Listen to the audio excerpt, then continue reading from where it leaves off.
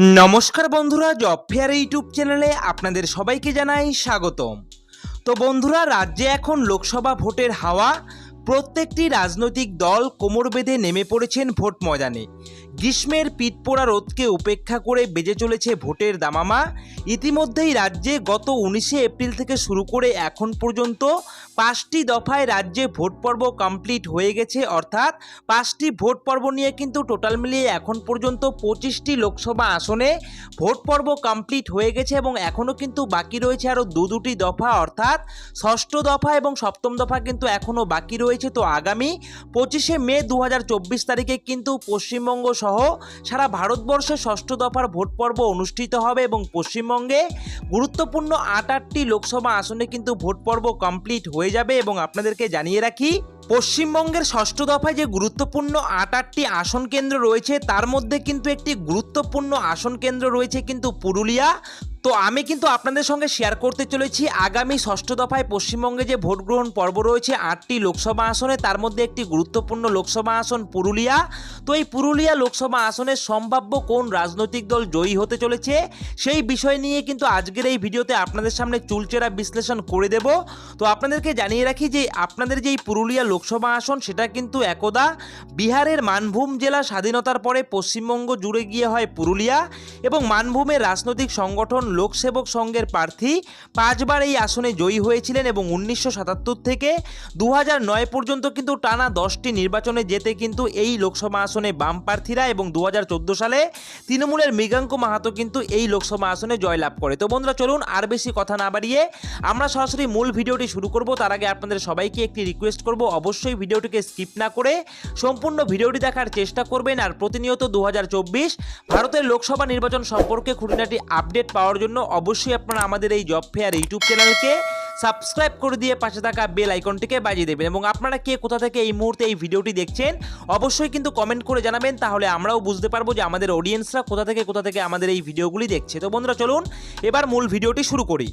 তো বন্ধুরা, সবার প্রথমেই দেখুন 2024 লোকসভা ভোটে এই পুরুলিয়া লোকসভা আসনে কোন কোন রাজনৈতিক দল থেকে কোন কোন প্রার্থীরা মনোনীত হয়েছেন। তো বন্ধুরা, দেখতেই পাচ্ছেন লিখে দেওয়া রয়েছে লোকসভা ভোট 2024 প্রার্থী কারা, এবং এখানে দেখতে পাচ্ছেন 2024 লোকসভা ভোটে এই পুরুলিয়া লোকসভা আসনে কিন্তু মোট ভোটার সংখ্যা রয়েছে 18,23,220 জন, আপনারা দেখতেই পাচ্ছেন। এবং এখানে দেখতে পাচ্ছেন 2024 সালে এই পুরুলিয়া লোকসভা আসন থেকে কিন্তু বিজেপি দল থেকে মনোনীত প্রার্থী রয়েছেন জ্যোতির্ময় সিং মাহাতো, আপনারা দেখতেই পাচ্ছেন। এছাড়াও তৃণমূল কংগ্রেসের তরফ থেকে মনোনীত প্রার্থী রয়েছেন শান্তিরাম মাহাতো। এছাড়াও দেখতে পাচ্ছেন কংগ্রেসের তরফ থেকে মনোনীত প্রার্থী রয়েছেন নেপাল চন্দ্র মাহাতো।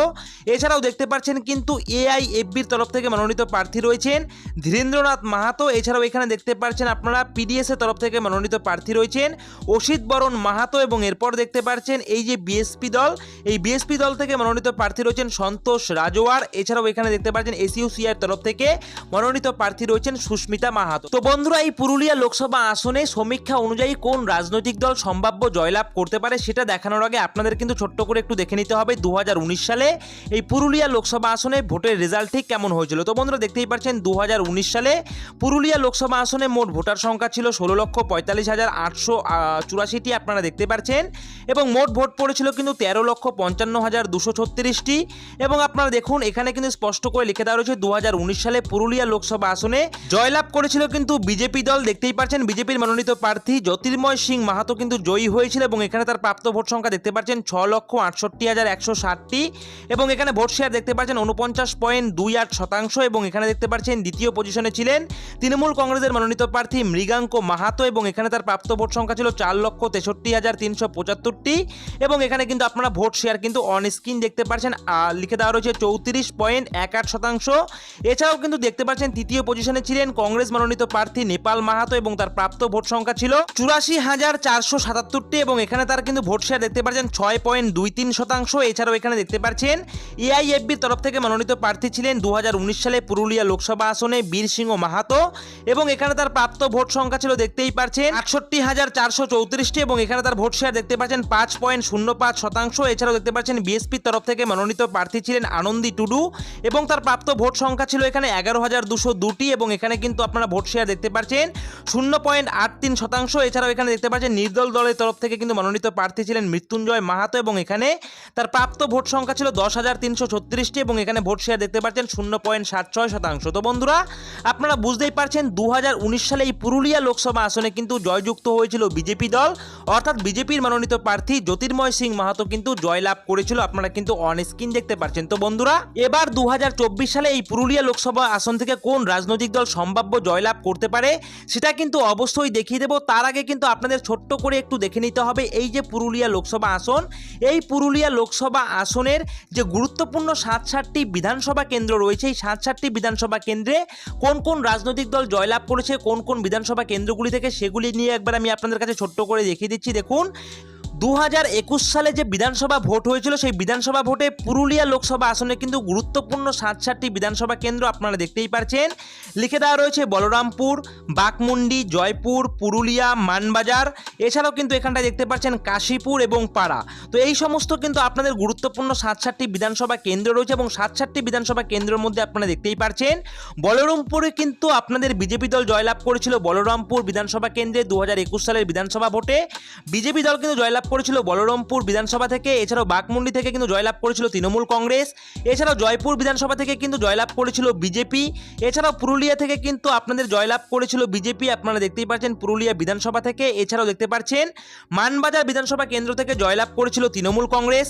এছাড়াও কাশীপুর থেকে কিন্তু জয়লাভ করেছিল বিজেপি এবং এছাড়াও দেখতে পাচ্ছেন পাড়া থেকে কিন্তু পাড়া বিধানসভা থেকে কিন্তু জয়লাভ করেছিল বিজেপি। তো আপনারা বুঝতেই পারছেন এখানে কিন্তু 7টি বিধানসভা কেন্দ্রের মধ্যে 2টি বিধানসভা কেন্দ্র অর্থাৎ বাঘমুন্ডি এবং মানবাজার এই 2টি বিধানসভা কেন্দ্রে কিন্তু জয়লাভ করেছে তৃণমূল কংগ্রেস।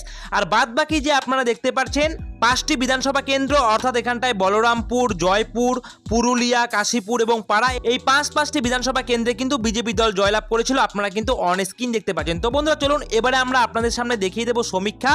তো আপনাদের এই সমীক্ষা দেখানোর আগে অর্থাৎ এই পুরুলিয়া লোকসভা আসনে 2024 সালে সম্ভাব্য কোন রাজনৈতিক দল জয়লাভ করতে পারে বা সম্ভাব্য কোন রাজনৈতিক দল এগিয়ে থাকতে পারে সেটা কিন্তু অবশ্যই আপনাদের সঙ্গে শেয়ার করতে চলেছি। তার আগে আপনাদের কাছে একটি কথা জানিয়ে রাখতে চাই যে এই সমীক্ষার সঙ্গে কিন্তু আমাদের ইউটিউব চ্যানেলের কোনো প্রকার সম্পর্ক নেই। সমীক্ষক সংস্থা থেকে উঠে আসা তথ্যগুলো আপনাদের সামনে তুলে ধরি মাত্র। বিগত 20 বছর ধরে এই ধরনের সমীক্ষাগুলি হয়ে আসছে, বহুবার এই সমীক্ষা মিলেছে আবার বহুবার কিন্তু মেলেওনি। সুতরাং সমীক্ষা কখনো 100-র মধ্যে 100 হয়েছে বা কখনো কিন্তু 100-র মধ্যে 0 হয়েছে। সুতরাং সমীক্ষা কখনো রাজনৈতিক ভবিষ্যৎবাণী নয়। কে জিতবে আর কে হারবে তা বোঝা যাবে আগামী 4 জুন 2024 ফল প্রকাশের পর। সেজন্য এই সমীক্ষাকে ধ্রুব সত্য বলে মনে করে আনন্দিত কিংবা দুঃখিত হবার কোনোটার কারণ নেই। এটা আপনারা কি ভাবছেন তার একটি আভাস মাত্র। আর সমীক্ষায় যদি সব হতো তাহলে কিন্তু এত হাজার হাজার কোটি টাকা খরচ করে নির্বাচন করার কোনো দরকারই পড়তো না। আর এই সি ভোটারের সমীক্ষা যখন চালানো হয়েছিল তখন অনেক রাজনৈতিক দল কিন্তু তাদের হেভিওয়েট প্রার্থীদের নাম ঘোষণাই করেনি। তাই এই সমীক্ষাকে আপনারা সমীক্ষা হিসাবেই দেখবেন। এবিপি নিউজ এবং সি ভোটার দ্বারা পরিচালিত সাম্প্রতিক জনমত জরিপে আসন্ন লোকসভা নির্বাচনের কথা মাথায় রেখে এই সমীক্ষাটি কিন্তু চালানো হয়েছিল এবং সেই সমীক্ষাতে কি আপডেট উঠে আসছে আপনারা অন স্ক্রিন দেখতেই পারছেন। এখানে কিন্তু দেখতে পাচ্ছেন লিখে দেওয়া রয়েছে পুরুলিয়া কার দখলে। তো এখানে দেখুন ভোট পার্সেন্টেজের ক্ষেত্রে এখানটায় কিন্তু লিখে দেওয়া রয়েছে সমীক্ষা অনুযায়ী যা আপডেট যে তৃণমূল কংগ্রেস কিন্তু 41% অর্থাৎ 41% লোকজন চাইছে আপনাদের পুরুলিয়া লোকসভা আসনে তৃণমূল কংগ্রেস জয়লাভ করুক। এছাড়াও 42% লোকজন বলছে বিজেপি দল জয়যুক্ত হোক। এছাড়াও 17% লোকজন বলছে কিন্তু জোট প্রার্থী জয়যুক্ত হোক। তো বন্ধুরা বুঝতে পারছেন এখানে কিন্তু পাল্লা ভারী রয়েছে বিজেপির, কিন্তু পাল্লাটা কিন্তু খুব একটা বেশি পরিমাণে ভারী নেই। আপনারা দেখতে পাচ্ছেন 1%-এর কিন্তু এখানটায় ডিফারেন্ট রয়েছে তৃণমূল কংগ্রেসের সঙ্গে, অর্থাৎ তৃণমূল কংগ্রেসের ক্ষেত্রে রয়েছে 41% এবং বিজেপির ক্ষেত্রে কিন্তু রয়েছে 42% এবং আপনাদের কিন্তু 1% এগিয়ে রয়েছে কিন্তু বিজেপি। অর্থাৎ সম্ভাব্য সমীক্ষা অনুযায়ী আগামী 2024 এই পুরুলিয়া লোকসভা আসনে কিন্তু সম্ভাব্য জয়লাভ করতে পারে বিজেপি, সেটা কিন্তু সমীক্ষা অনুযায়ী আপডেট উঠে আসছে যা আমি আপনাদের সঙ্গে শেয়ার করে দিলাম। কিন্তু বুঝতেই পারছেন 1% কিন্তু ভোটের হেরফের হয়ে গেলেই আপনাদের কিন্তু এখানটায় ভোটের রেজাল্ট কিন্তু উলটপুলট হয়ে যেতে পারে। সুতরাং অবশ্যই এখানে 1%-এ এগিয়ে রয়েছে কিন্তু বিজেপি দল, অর্থাৎ সম্ভাব্য 2024 লোকসভা নির্বাচনে পুরুলিয়া লোকসভা আসন থেকে বিজেপি দল সম্ভাব্য জয়লাভ করতে পারে, তেমনই কিন্তু সমীক্ষার আপডেট কিন্তু উঠে আসছে। তো বন্ধুরা আবারও আপনাদেরকে বলছি এটা শুধুমাত্র একটি সমীক্ষা, সমীক্ষাকে আপনারা সমীক্ষা হিসাবেই দেখবেন। এই সমীক্ষাকে ধ্রুব সত্য বলে মনে করে কিন্তু আনন্দিত কিংবা দুঃখিত হবার কোনোটার কারণ নেই। তো বন্ধুরা এই রয়েছে কিন্তু আজকের ভিডিও, সমীক্ষা অনুযায়ী যা আপডেট উঠে এসেছিল তা আমি আপনাদের সঙ্গে শেয়ার করে দিলাম। তো বন্ধুরা 2024 ভারতের লোকসভা নির্বাচন সম্পর্কে খুঁটিনাটি আপডেট পাওয়ার জন্য অবশ্যই আপনারা আমাদের এই জব ফেয়ার ইউটিউব চ্যানেলকে সাবস্ক্রাইব করে দিয়ে পাশে থাকা বেল আইকনটিকে বাজিয়ে দেবেন। আর অবশ্যই ভিডিওটি ভালো লাগলে ভিডিওটিতে একটি লাইক করে দেবেন, কমেন্ট করে দেবেন এবং অবশ্যই ভিডিওটিকে শেয়ার করে দিয়ে আপনাদের প্রয়োজনীয় বন্ধুদের সঙ্গে এই আপডেটটি জানিয়ে দেবেন। এভাবেই আপনারা আমাদের এই জব ফেয়ার ইউটিউব চ্যানেলের পাশে থাকবেন। সকলে মিলে ভালো থাকবেন, সুস্থ থাকবেন। জয় হিন্দ।